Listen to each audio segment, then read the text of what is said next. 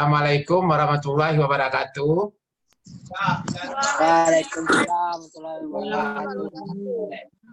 Biasa ya, sebelum berdoa, sebelum belajar, kita berdoa dulu. Pimpin Yuda doanya dulu, bentar. Baik Pak. Baiklah, sebelum memulai pelajaran pada sore hari ini, marilah berdoa menurut keyakinan masing-masing. Berdoa dimulai.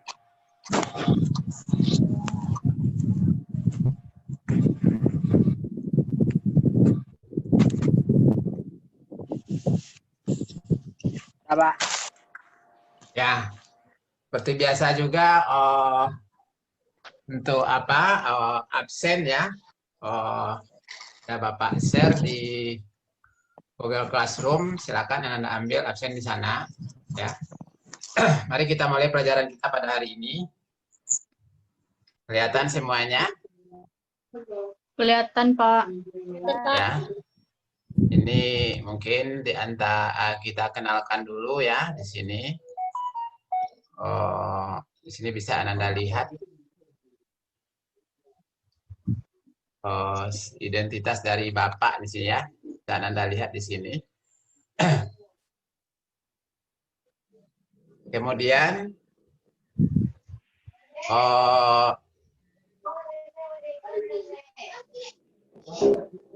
materi pada hari ini, pembelajaran pada hari ini adalah algoritma dan flowchart ya. Algoritma dan flowchart. Flowchart ya. Coba Elisa diulangi lagi materi kita pada hari ini adalah materi kita pada hari ini adalah algoritma dan flowchart. Ya, ya. Bisa kita lihat di sini apa itu algoritma dan apa itu flowchart ya. Yang mana di sini tujuan dari pembelajaran algoritma dan flowchart ini adalah agar peserta didik dapat memahami fungsi dari algoritma. Kemudian agar peserta didik dapat memahami fungsi dari flowchart. Kemudian peserta didik dapat memahami bentuk-bentuk dari algoritma dan peserta didik dapat memahami fungsi dari flowchart. Ini adalah tujuan dari pembelajaran pada tujuan pembelajaran kita hari ini. Coba kita lanjutkan. Ya, Anda perhatikan semuanya. Analogi dari sebuah algoritma, ya. Kita contohkan, misalnya seseorang ingin membuat surat, ya, dan ingin mengirim kepada kenalannya, contohnya. Ya, yang harus diperhatikan di sini adalah langkah-langkah dalam membuat sebuah algoritma. Ya, langkah pertama di sini pertama menulis surat, ya, menulis surat. Kemudian langkah berikutnya surat dimasukkan ke dalam amplop yang tertutup. Langkah berikutnya amplop dikasih alamat penerima dan pengirim. Kemudian amplop ditempeli dengan perangko secukupnya. Kemudian pergi ke kantor pos terdekat untuk mengirimkannya. Ya, itu sebuah algoritma di dalam mengirim sebuah surat. Ya, jadi contoh yang lainnya juga ada bisa kita kita buat ya, yang sudah kita pelajari kemarin. Ya, kemudian apa itu algoritma? Ya, di sini definisi dari algoritma adalah urutan atau langkah untuk memecahkan satu masalah. Ya, kemudian alur pemikiran dapat menyelesaikan suatu pekerjaan. Kemudian urutan-urutan instruksi atau langkah-langkah yang harus kita selesaikan. Ya, kemudian bisa diulang anak Bapak definisi dari algoritma itu? Coba Safira. Algoritma adalah urutan langkah yang memecahkan suatu masalah. Ya, Alur pemikiran dalam menyelesaikan suatu pekerjaan. ya. Urutan-urutan dari instruksi atau langkah-langkah untuk menyelesaikan suatu masalah. Bagus. Ya. Jadi di sini sesuatu yang kita tuliskan, ya. Langkah pertama sampai langkah berikutnya, kemudian langkah terakhirnya. Ya, itu suatu algoritma. Kemudian mengapa ada algoritma? Di sini ada beberapa buah dalam algoritma, seperti pembuatan atau penulisan algoritma tidak tergantung pada bahasa pemrograman manapun. Yang kedua, notasi algoritma dapat diterjemahkan ke dalam bahasa pemrograman. Kemudian apapun bahasa pemrogramannya, output yang akan dikeluarkan sama karena algoritmanya sama. Nah, di sini ada 3 mengapa algoritma, ya. Kemudian syarat algoritma. Coba Rahmi, apa syarat algoritma?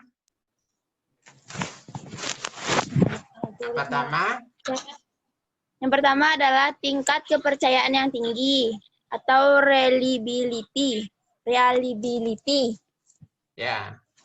Kemudian pemrosesan yang efisien atau cost rendah. Ya.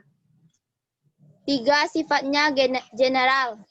Jadi di sini ada syarat algoritma yang baik itu, yang pertama tingkat kepercayaan, ya, atau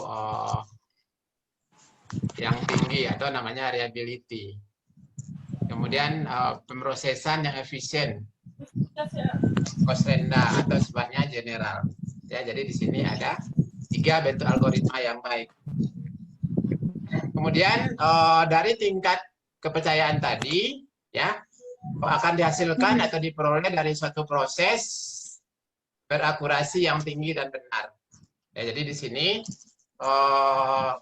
dari tingkat kepercayaan tadi dihasilkanlah atau diperoleh dari proses berakurasi tinggi dan benar. Kemudian proses harus diselesaikan secepat mungkin dan frekuensi kalkulasi sependek mungkin. Kemudian bukan sesuatu yang hanya untuk menyelesaikan satu kasus saja, tetapi juga untuk kasus yang lain, yang lebih general. Jadi di sini adalah suatu proses, ya, proses tingkat kepercayaan yang tinggi, proses yang efisien, dan sifatnya general, ya.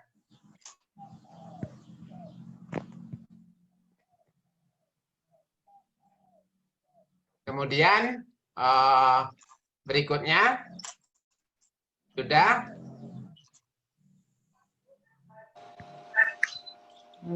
yang selanjutnya bisa dikembangkan, Pak. Bisa dikembangkan, ya. Jadi misalnya, ya, apa yang bisa dikembangkan misalnya?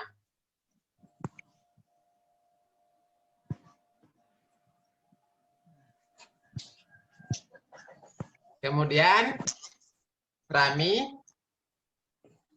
Mudah dimengerti. mudah dimengerti. Ya, kemudian Portabilitas yang tinggi atau portability.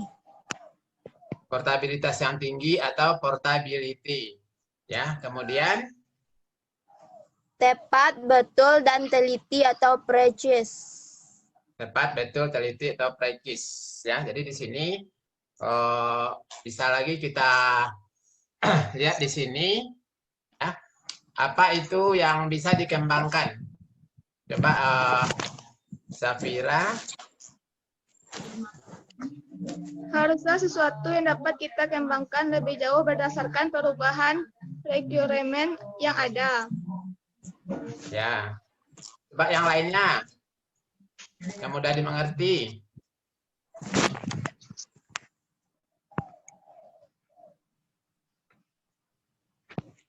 Yang tidak kelihatan di layar nih, siapa lagi nih? Coba sebutkan, mudah dimengerti.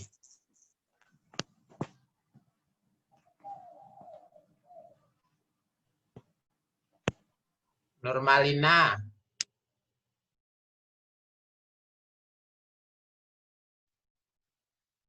Siapapun yang melihat bisa memahami algoritma, ya. Kemudian suatu program akan membuat susah di-maintain atau dikelola, yaitu artinya mudah dimengerti. Siapapun yang bisa di sini melihat bisa memahami dengan mudah, ya. Itu artinya mudah dimengerti.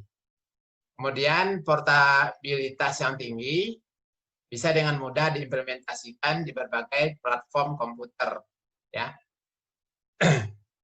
Kemudian dilanjutkan.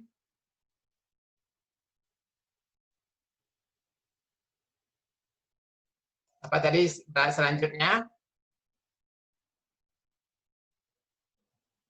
Dian Melsa mana nih? Ya, Pak. Apa tadi? Selanjutnya apa tadi? Efektif, Pak. Efektif, ya. Kemudian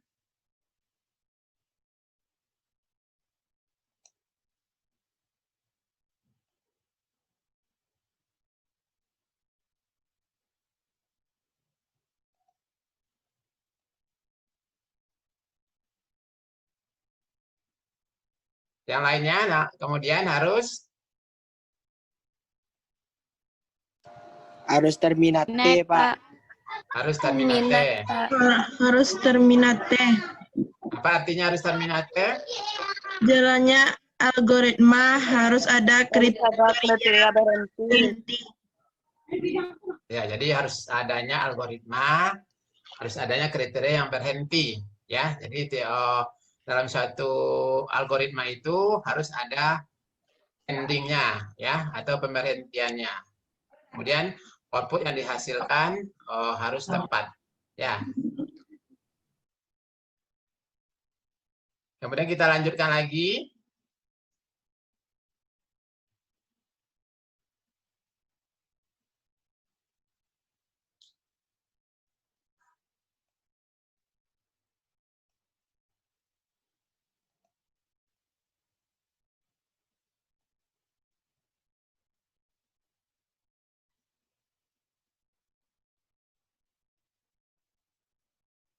Ya. Penyajian algoritma, ya. Semangat ya belajarnya walaupun udah sore, ya.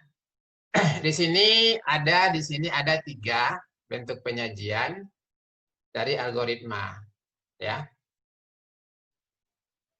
Yang pertama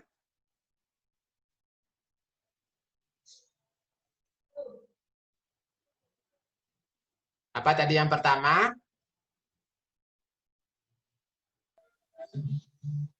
Saya jeda. Bahasa Indonesia. Hah? Algoritma dengan struktur bahasa Indonesia.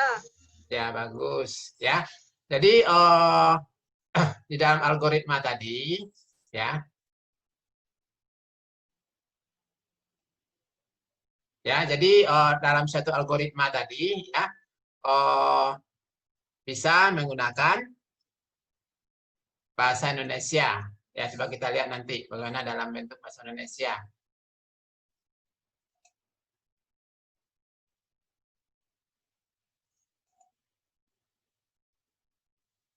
Kemudian yang kedua apa tadi?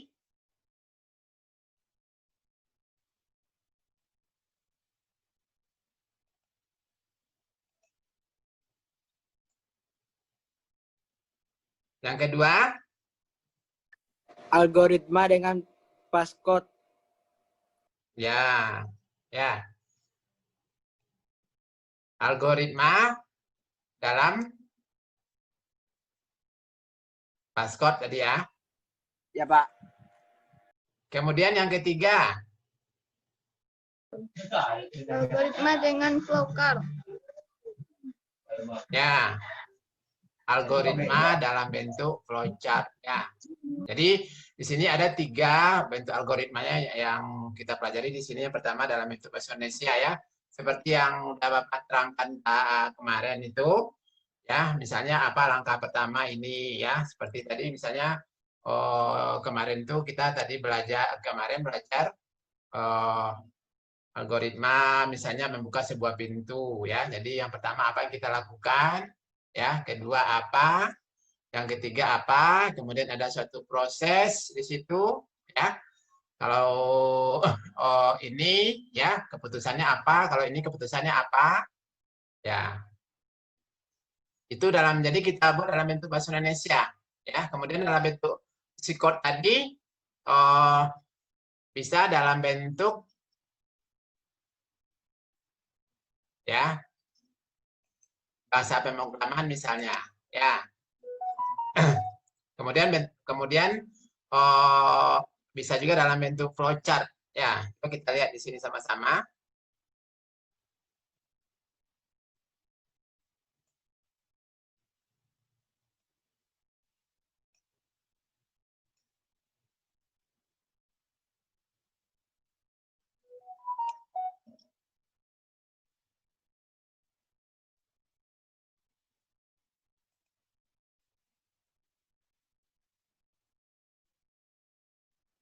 Ya.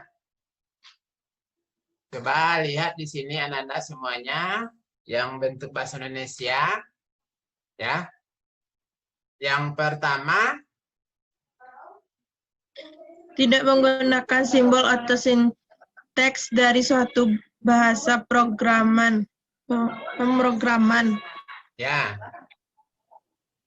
Kemudian Tidak tergantung pada suatu bahasa pemrograman. ya.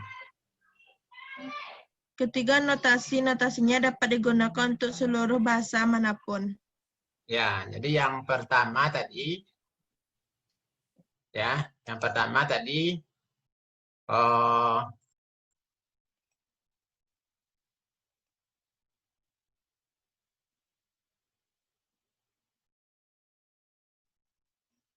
bisa kita lihat tadi yang pertama tadi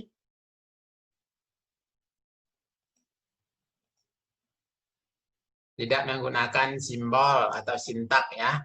Jadi seperti simbol-simbol ya, seperti apa contoh simbol misalnya ada apa misalnya seperti simbol, apa contoh simbol, misalnya ada tanda kutip ya, ada tanda kurung ya, itu namanya simbol ya. Kemudian dia tidak tergantung dalam satu bahasa pemrograman ya. Bahasa pemrograman itu satu bahasa pemrograman ya.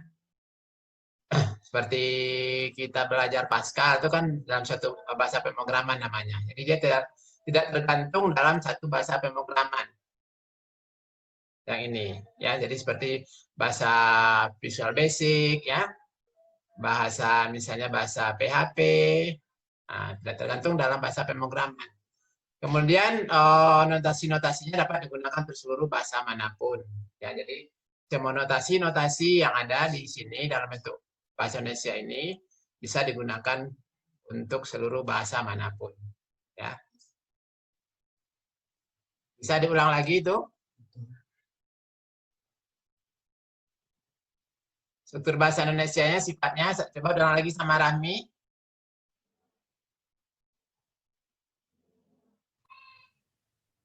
Tidak menggunakan simbol. Ya. Tidak menggunakan simbol atau sinteks dari suatu bahasa pemrograman. Ya. Tidak tergantung pada suatu bahasa pemrograman. Tiga, Ya. notasi-notasinya dapat digunakan untuk seluruh bahasa manapun. Bagus ya. Semangat ya belajarnya ya. Bapak juga semangat nih. Ya, mudah-mudahan kita ya belajarnya lancar, semangat. Kita lanjutkan.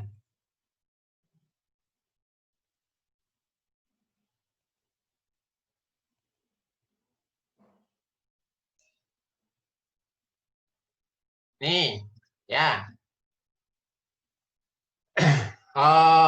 Contoh dalam bahasa Indonesianya, menghitung rata-rata 3 buah data.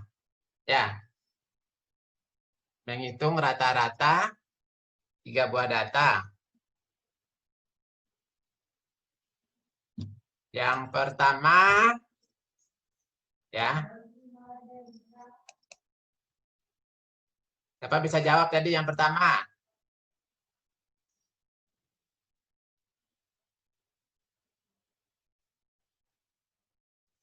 Coba yang pertama bisa jawab siapa? Baca bilangan A, B, dan C. Ya, berarti membaca bilangan ya A, B, dan C. Ya, terbayang ya sama Nanda semuanya? Membaca bilangan A, B, dan C. Kemudian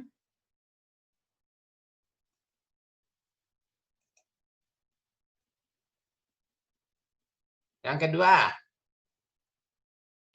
Jumlahkan ketiga bilangan tersebut. jumlahkan ya ketiga bilangan tersebut. Ya. Kemudian yang ketiga, Bagi jumlah tersebut dengan 3. bagi jumlah tersebut dengan 3 ya. Coba siapa yang bisa di sini membaca bilangan A, B, dan C. Bisa di sini dicontohkan? Sukma Ramawati. Apa contohnya bilangan A, B, dan C tadi? Ya. Menghitung rata-rata 3 buah data itu, Pak. Ya. Ya, coba Ananda semuanya nampakkan wajahnya, Bapak ingin lihat. Ya, Pak.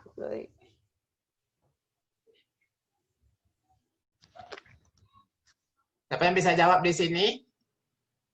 Membaca 3 bilangan tadi. Nurmalina.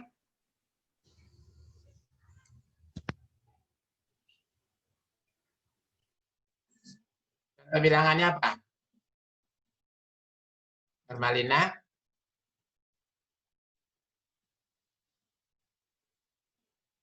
Ya, coba sebutkan nama bilangannya, contohnya apa? 3 bilangan. Angkanya berapa-berapa aja? Sapira bisa ya? Apa, Pak? 3 bilangan tadi. Contohnya. Apa-apa saja bilangan yang Anda ketahui. Misalnya angka berapa gitu.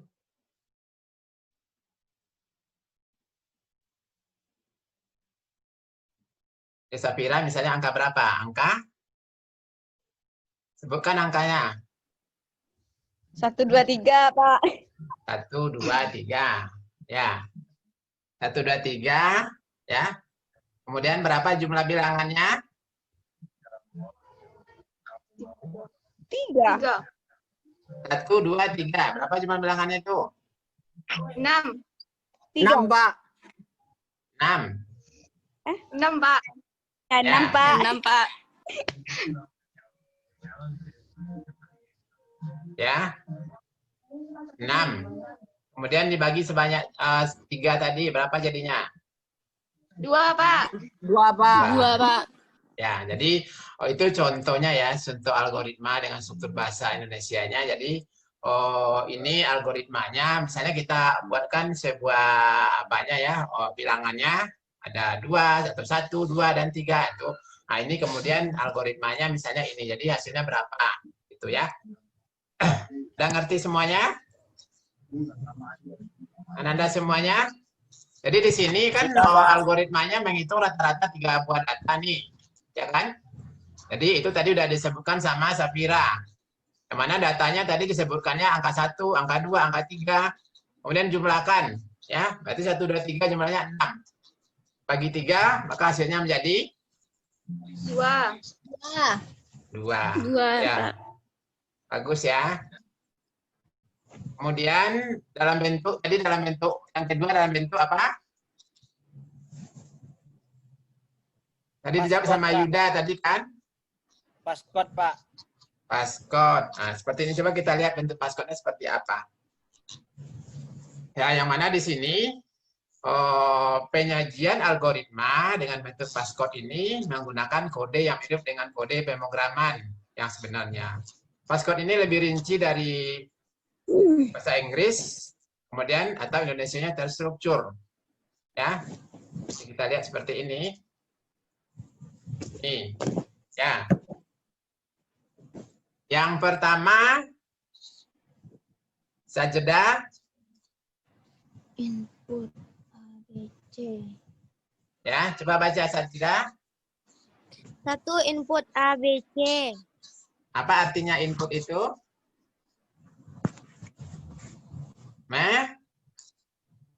Input ABC. Artikan, artinya memasukkan bilangan ABC.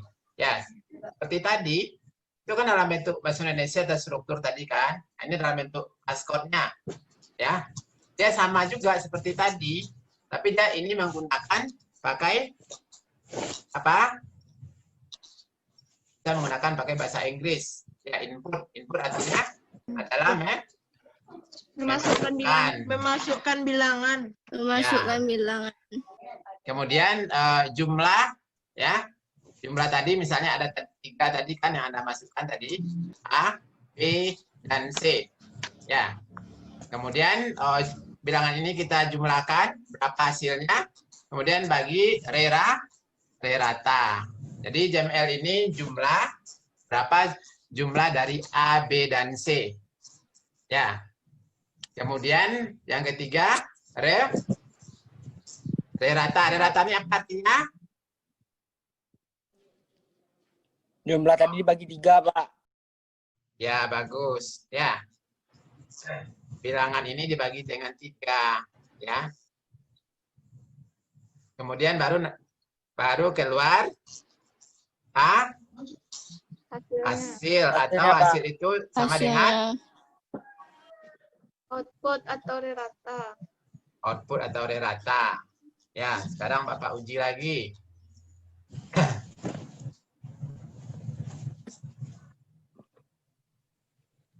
Ya, galeri.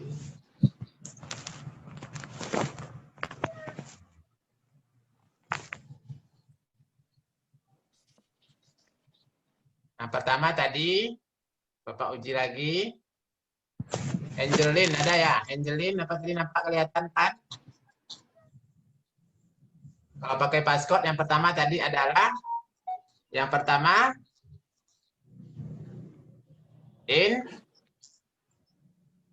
input. Apa di input tadi? A, B, dan A, B, dan C. A, B, dan C, Pak. A, B, dan C. A, B, dan C. Kemudian apa tadi lagi? jumlah Jumlah sama dengan A tambah B tambah C. Ya, bagus. Kemudian Rata Rata. pada 3. rata dibagi dengan Dibagi Pak. 3. nah, baru dapat Output dapat atau rata. output. Rata. atau hasil. Ya, bagus. Ya.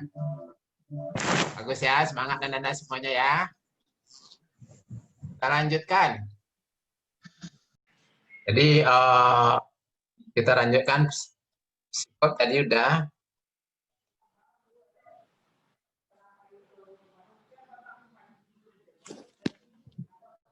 Jadi untuk dalam psikotnya ya, pertama menginput misalnya input artinya nilai ABC ya, misalnya A-nya 5 ya, B-nya misalnya 7 ya, C-nya misalnya 8 ya.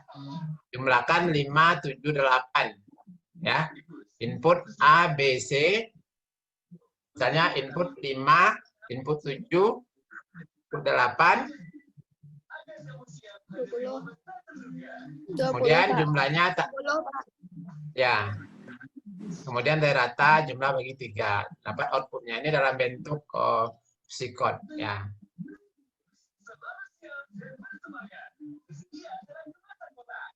Masuk kepada flowchart ya. Jadi flowchart itu adalah gambaran secara grafik langkah-langkah atau urutan-urutan prosedur dari suatu program ya. Kemudian flowchart ini juga menolong seorang analis atau programmer untuk memecahkan masalah ya dari alternatif dalam pengoperasian. Jadi artinya di sini menolong flowchart ini juga menolong analis dan programmer ya untuk memecahkan masalah ke dalam segmen-segmen yang lebih kecil dan menolong dalam analisis alternatif lain dalam pengoperasian. Jadi artinya di sini langkah atau urutan-urutan. Ya, jadi seorang analis atau seorang programmer bisa memecahkan masalah dalam bentuk flowchart ini dengan dibantu oleh flowchart ini. Ya, kita lihat contoh berikutnya di sini bentuk dari flowchart itu. Ya, jadi yang pertama kegunaannya untuk mendesain sebuah program. Ya, kegunaan flowchart yang pertama untuk mendesain sebuah program. Jadi mendesain program itu artinya bahasa pemrograman tadi ya. Jadi di sini ya kegunaannya mendesain ya, mendesain kemudian untuk mempresentasikan. Kalau setelah selesai kita membuat sebuah program, kita presentasikan. Maka flowchart harus dapat mempresentasikan komponen-komponen dalam bahasa pemrograman ya. Kemudian kita lanjutkan.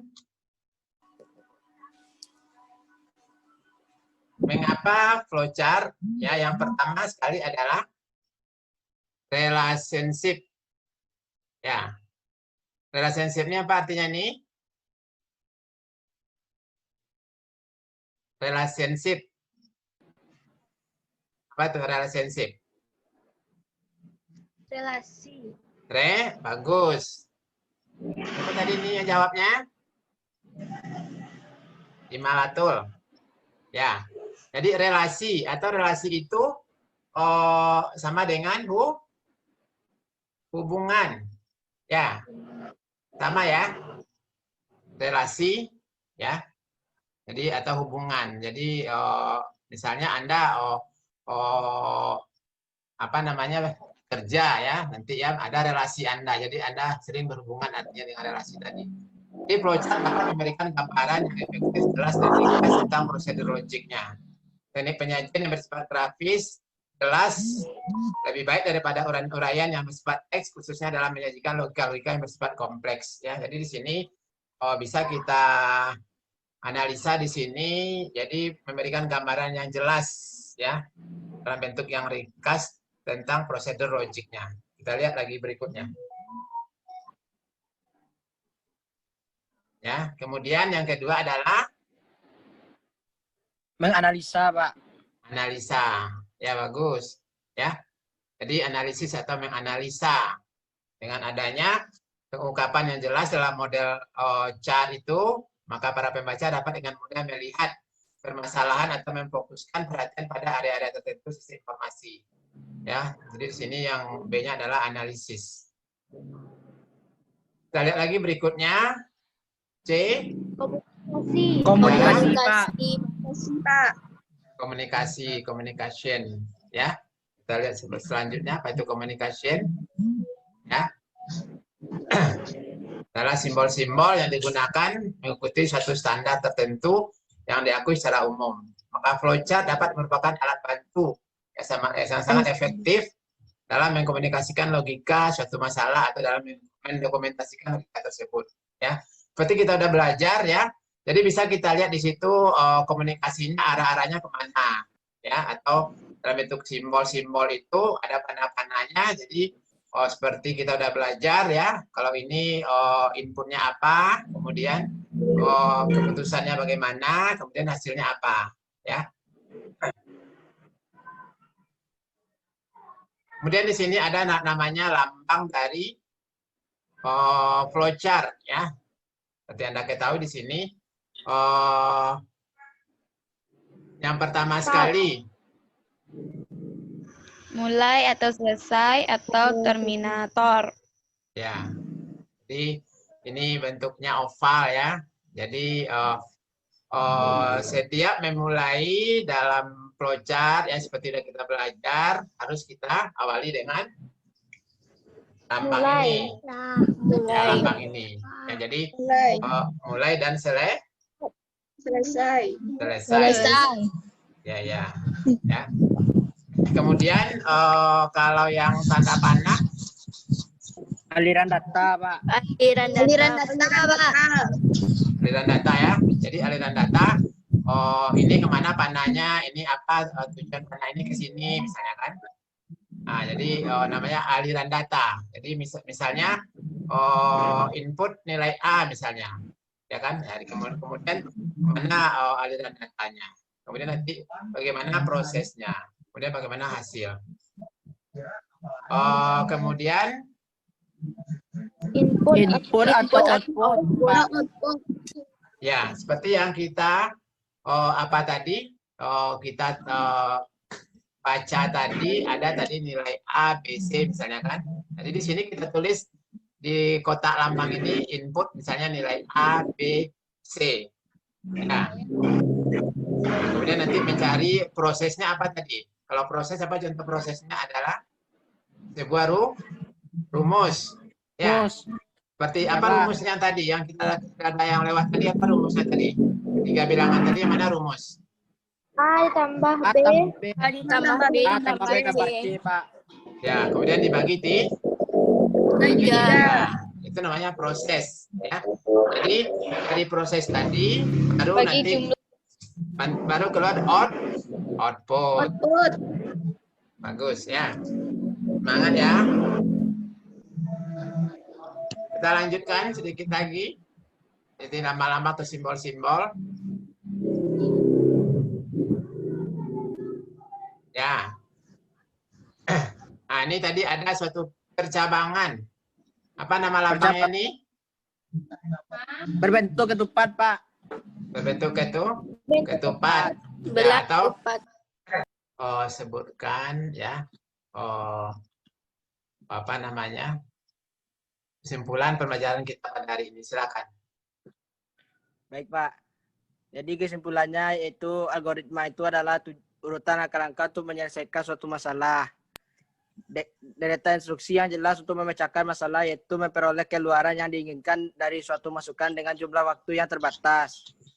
Ya. Sedangkan flowchart adalah pengembangan secara grafik dari langkah-langkah dan urutan prosedur dari suatu program. Ya. Tujuannya untuk menggambarkan urutan atau tahapan dari penyelesaian masalah dan menggambarkan permasalahan secara sederhana, terurai, rapi, dan jelas. Oke. Sudah, Pak. Ya, terima kasih. Udah bagus ya. Telah menyebutkan kesimpulannya.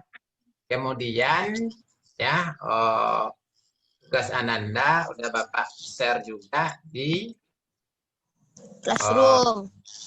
Classroom. Ini bisa Bapak lihatkan di sini. Ya.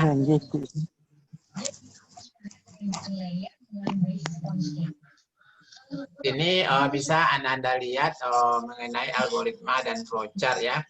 Yang mana di sini ya, yang Anda lihat di sini nanti deskripsinya di sini bentuk-bentuk algoritma dan flowchart, algoritma, flowchart, langkah-langkah dalam algoritma, lambang-lambang dalam bentuk flowchart. Kemudian juga ada pertanyaan 5 esai yang Anda harus siapkan. Ya, jadi di situ bisa Anda lihat ya. Udah Bapak share. Sebelum berakhirnya pelajaran ini, marilah kita membaca hamdalah. Alhamdulillahirrahmanirrahim. Ya, baiklah. Dengan berakhirnya pembelajaran kita hari ini ya.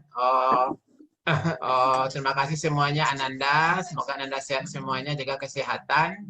Bapak. Assalamualaikum warahmatullahi wabarakatuh.